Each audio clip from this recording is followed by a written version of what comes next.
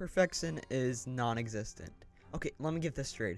Of course some forms of perfection exist, such as the perfect tense, or if you get a 40 out of 40 on a test, or even something in mathematics like a perfect square. But no tangible thing can ever be perfect. Let me explain. Now, of course, the idea of something being perfect is absolutely feasible, but for us to actually comprehend what that idea is completely impossible. The reason for this is explained by a theory in philosophy known as empiricism. Now, what empiricism is about is that to actually know something, you have to experience it through one of your 5 senses. When you're a baby, and you never experienced a cow through one of your senses before, then you would have no idea that it existed. However, once you saw one, then you finally realized that it was a thing, and it existed. And to take this a little further, you only saw one cow, and it was all black. From that experience, you would make an assumption that only black cows exist because you only saw a black cow before, and have no idea that any other exists because you've never experienced a different colored one before. But in reality, cows come in many different colors. Only when you see the different colored cows, you realize that cows come in a multitude of colors, not just black. Then you might be saying, but the best is 2323. New fictional characters being made every single day. How can we come up with stuff like that if we haven't experienced them before? Well, here's the thing. We already have experienced these fictional characters beforehand. The truth is that these things are just a variety of other things we've already experienced combined.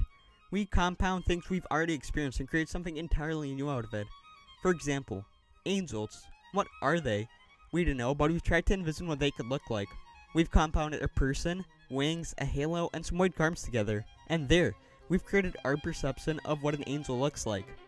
Now, of course, if we do find things like angels or even aliens, then they're going to look completely different from what's in the mainstream media, because we've never experienced them before, and therefore don't know anything about them.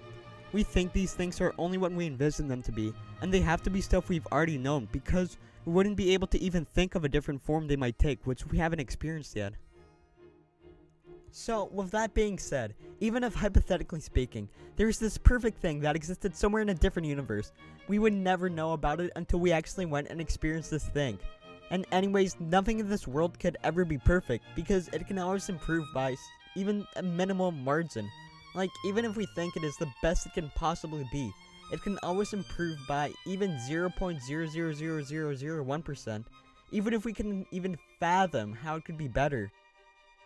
Now, perfection is both subjective yet objective. Let me explain. In the material world, that is the one we're living in right now, we each think of the perfection of one thing in many different ways. Now, let me give you an example. Close your eyes and imagine your image of a perfect human being. Chances are that it'll have similarities for your physical features and be built in your own image. Now, everyone's image will be different, as we're all completely different human beings. Henceforth, perfection is subjective. But then again, it also is objective. When something is perfect, then it has to be perfect for everybody, or else then it isn't perfect. So the perfect thing would have to be the same for everyone, and have everyone believe that it is the perfect thing. Therefore, it is objective. Now, Plato thought that there are 2 worlds, an ideal world and a material world. This ideal world is a spiritual one, where one of everything on the planet is in its ideal state. Things are made in the material world by copying this ideal thing, and it never can be perfectly replicated, hence all the imperfections and differences in things. Let me give you an example. In one of Plato's writings in the Republic, he compares this to a carpenter trying to make a chair. So the carpenter has this idea of the perfect chair and wants to make it his mind, so he goes and tries to make it. Now the chair, of course, doesn't come out exactly like he had envisioned in his mind, because it is impossible to make something that is completely perfect. In other words, it's just a chair, not the chair. Hence the reason why there can't be anything perfect in this world, as they're just copies, so they're not the thing, they're just a thing. But what about perfectionists? Well, it's just stupid of them. Because perfection does not exist, they accumulate unreasonable expectations only to get disappointed, making them think that they are the problem. Not only is this an unhealthy mindset, but it's also completely absurd. Again, nothing at all can be perfect, and we just have to accept it. But instead of just accepting it and doing a mediocre job every time, we should strive to do our very best no matter what. Even though nothing can be perfect in our world, what about after death? Many religions speak of this paradise afterlife, where everything is perfect, such as heaven, Brahma, Zanat, and others like that. Maybe it's a world similar to the likes of Plato's ideal world, where everything is ideal, Or maybe there is no afterlife, only a black, endless void. Or maybe we're just living in a simulation. For the afterlife to be considered perfect, then everyone would have to consider it to be perfect. And is that truly possible with how different all our views are?